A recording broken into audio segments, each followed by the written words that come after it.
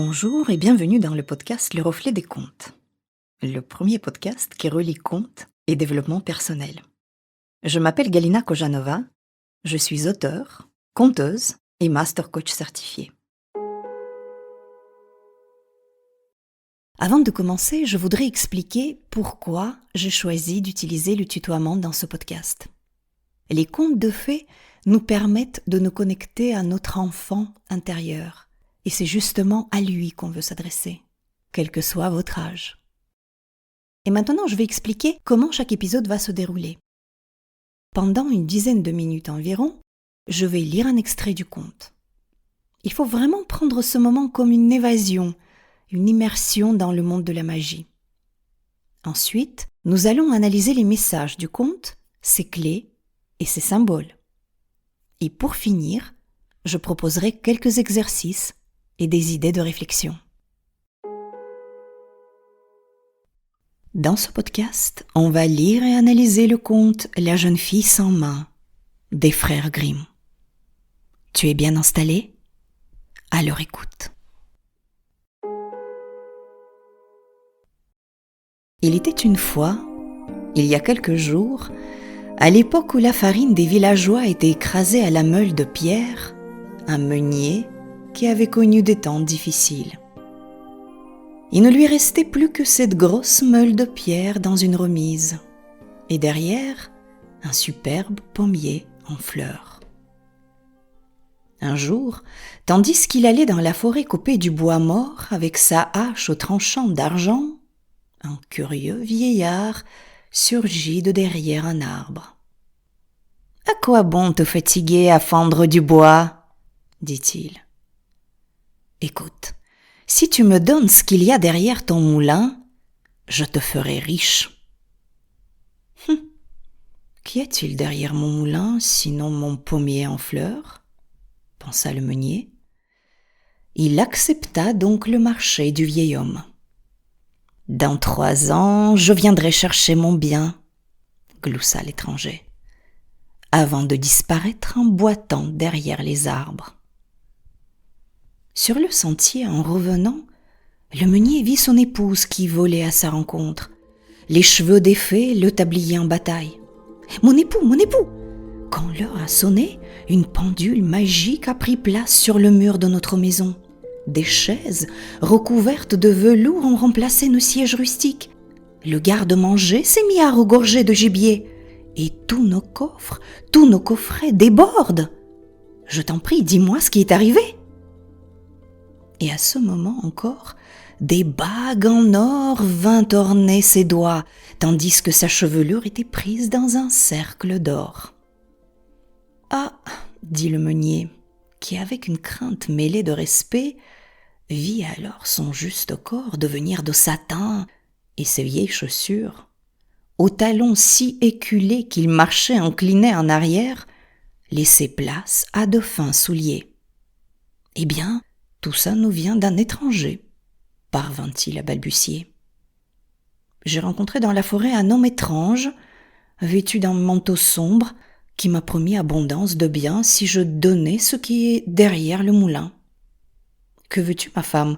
Nous pourrons bien planter un autre pommier. »« Oh, non, non, mon mari !» gémit l'épouse comme foudroyée. « Mais cet homme au manteau noir, mais c'était le diable. Et derrière le moulin, il y a bien le pommier, oui, mais aussi notre fille, qui balaye la cour avec un balai de sol. »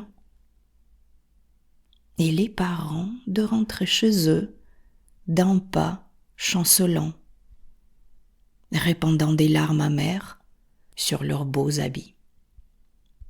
Pendant 3 ans, leur fille resta sans prendre époux. Elle avait un caractère aussi doux que les premières pommes de printemps.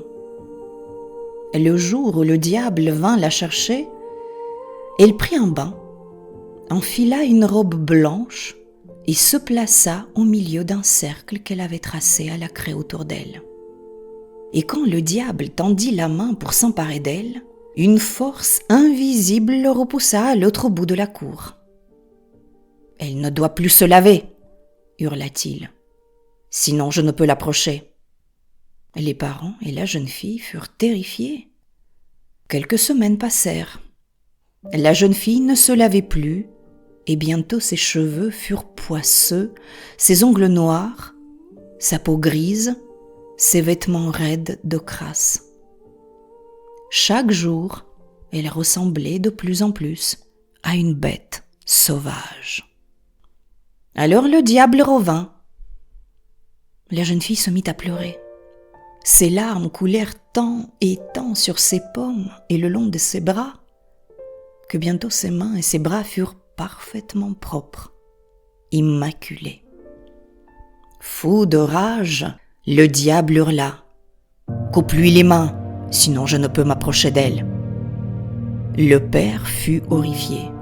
« Tu veux que je tranche les mains de mon enfant ? » « Tout ici mourra, » rugit le diable. « Tout, ta femme, toi, les champs, aussi loin que porte ton regard. »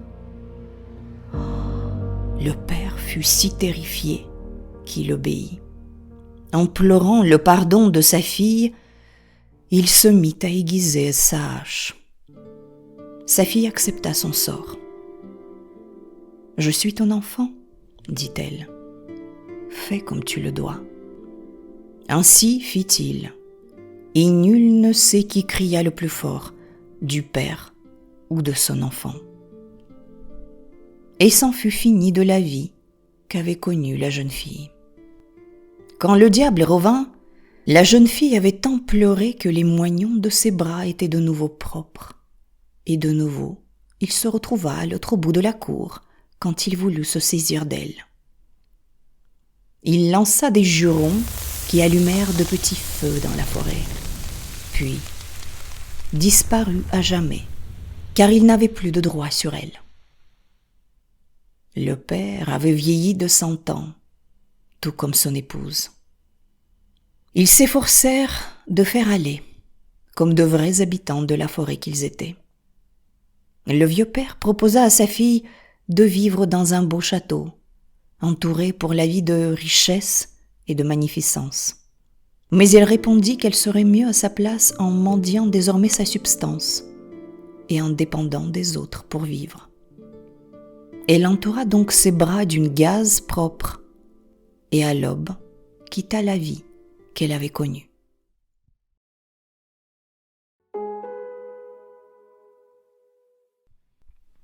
Voilà, je m'arrête là pour aujourd'hui.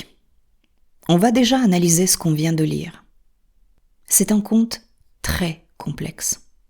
Il parle de la vie, d'un parcours initiatique et de l'endurance sur ce parcours. On va avancer par étapes. D'abord le meunier, le père de la jeune fille. Facilement sensible à l'appât du gain, ou en tout cas c'est ce que le conte nous montre, le meunier fait donc un marché de dupes avec le diable. Il promet au diable de lui donner ce qui se trouve derrière son moulin en échange de la richesse. Et derrière le moulin se trouve un pommier en fleurs.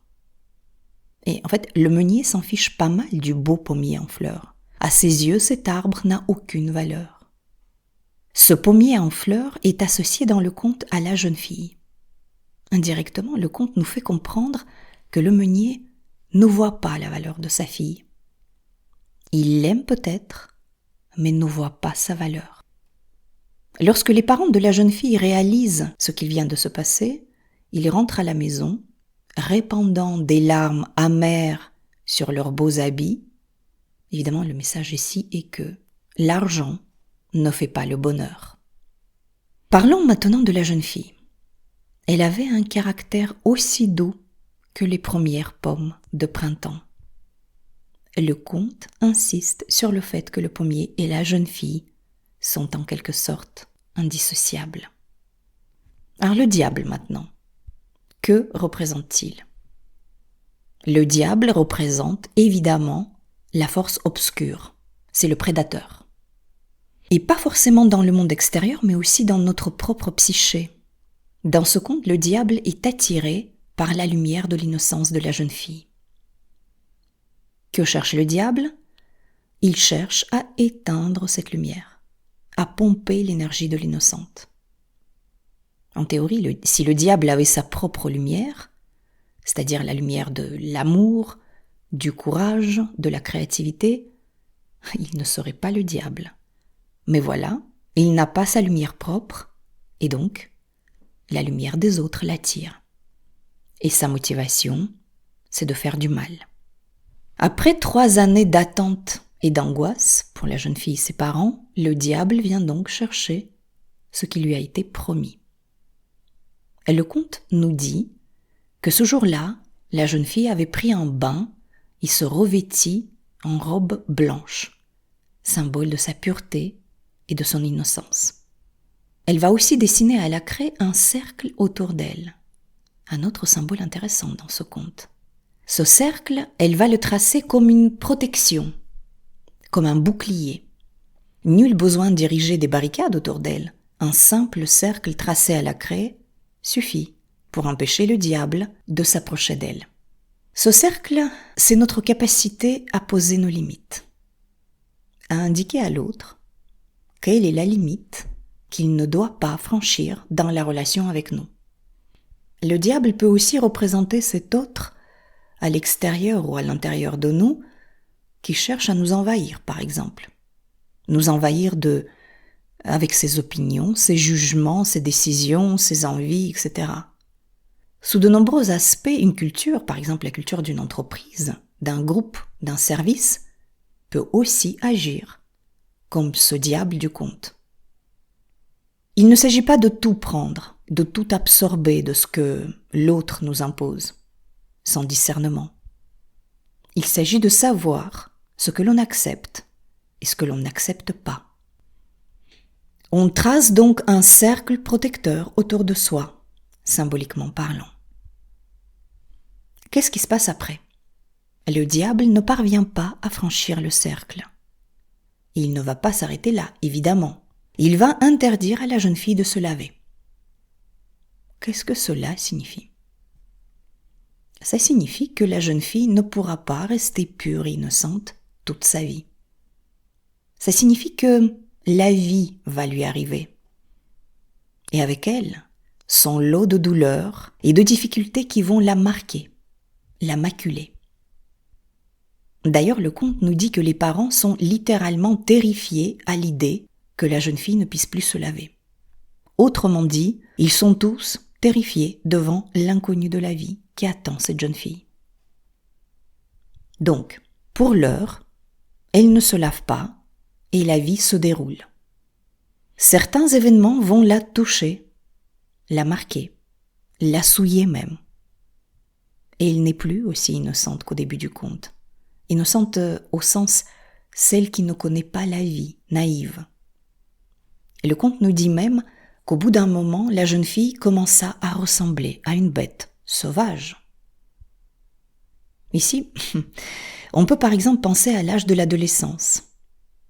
L'enfant a grandi et peut même commencer à se comporter très différemment, parfois même avec une certaine violence. Et ce côté pur et innocent, il n'est plus vraiment là. Et ainsi va la vie. Et le conte nous fait comprendre qu'on ne va pas demeurer dans cet état d'innocence de l'enfant pour toujours, et qu'un jour ou un autre, il va falloir sortir dans la vie. C'est vrai pour un adolescent qui découvre la vie, qui doit la découvrir par lui-même, et pour ça, justement, il doit renoncer à cette pureté et à cette innocence de l'enfant en lui. Mais c'est aussi vrai pour un adulte qui a peut-être choisi de vivre, pour un temps, dans un monde surprotégé, aseptisé même, dans un monde que la vraie vie ne peut pénétrer. Et le conte nous dit alors que ça ne peut pas durer éternellement. Tôt ou tard, il faudra accepter de se salir. Mais voilà, un autre truc embêtant pour le diable, les larmes de la jeune fille. Ces larmes qui parviennent à tout purifier. Alors elle a beau ne pas se laver, ces larmes suffisent pour nettoyer ses mains et le diable ne parvient toujours pas à la saisir. Alors là, c'est très intéressant. Si on ne lit pas le conte au pied de la lettre, mais en décodant les métaphores, justement, lorsque la jeune fille pleure, elle retourne dans l'innocence de l'enfant. et ses larmes coulent sur les mains, et les mains deviennent immaculées. Donc même si la vie nous invite à sortir de l'état d'immaturité, elle nous invite aussi à garder au fond de nous cette petite part de l'innocence et de pureté. Alors notre diable, il est à bout de patience. Donc là, il ordonne au père de trancher les mains de l'enfant. C'est un acte horrible, mais nécessaire dans le conte. On est toujours dans la réflexion symbolique, bien sûr. Regarde bien comment la jeune fille réagit. Elle dit à son père « Je suis ton enfant, fais comme tu le dois ». Elle est peut-être presque adulte, mais elle ne prend pas sa vie en main. Pas encore en tout cas. Je répète ça parce que c'est vraiment très important. Elle ne prend pas sa vie en main.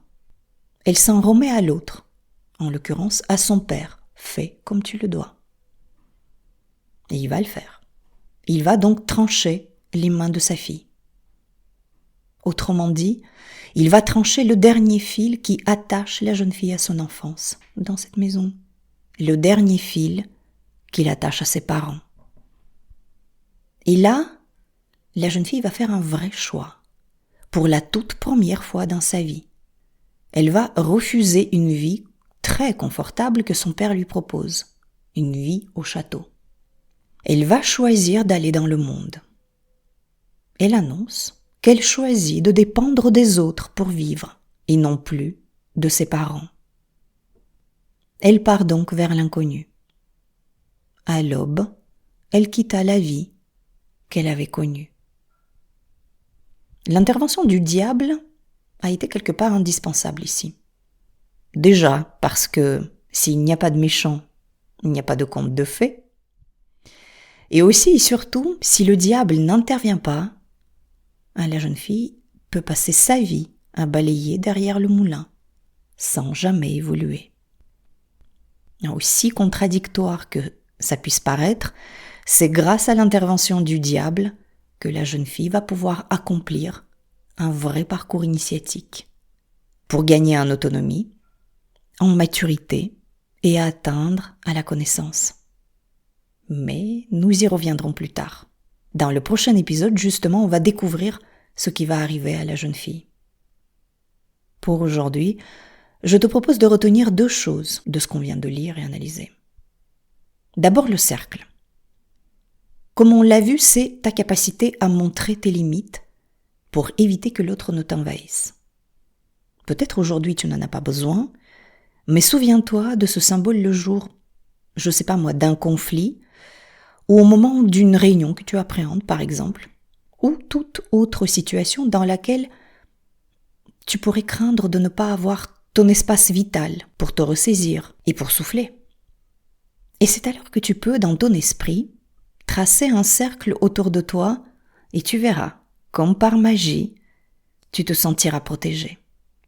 J'essaye de le faire à chaque fois que nécessaire et ça marche. Tu peux essayer. Et pour t'inspirer et t'aider à visualiser, tu trouveras dans les notes de cet épisode un tableau de John William Waterhouse, Le cercle magique, dans lequel on voit une magicienne qui trace un cercle protecteur autour d'elle. Et la deuxième chose à retenir pour aujourd'hui est plus de l'ordre de questionnement profond. Est-ce qu'il y a un endroit dans ta vie où tu sens que tu te protèges du monde alors que certains événements ou certains signes te poussent à justement sortir dans le monde, sortir de ta zone de confort?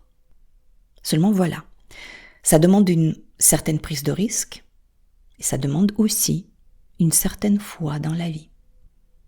Est-ce que cet endroit de ta vie, c'est quelque chose qui est plutôt lié à ton travail, à ta mission de vie par exemple, ou à des relations qui doivent évoluer, ou encore à un mode de vie qui demande à être changé?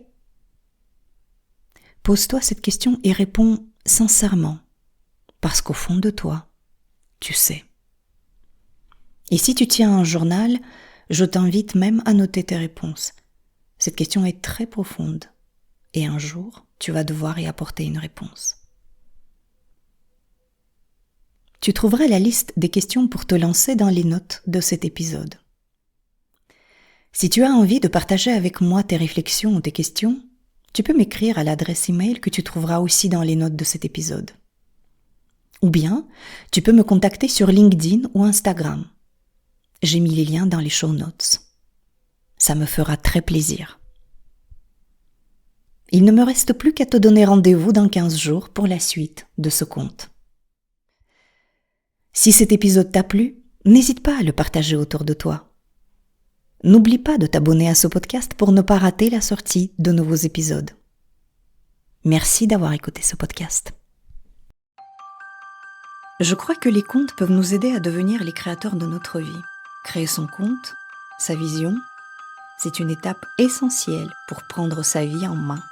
Dans ce podcast, j'aimerais t'offrir des outils pour écrire ton conte à toi, celui qui te permettra de créer ton avenir. Car si tu ne le fais pas, qui le fera ? À très vite pour un conte.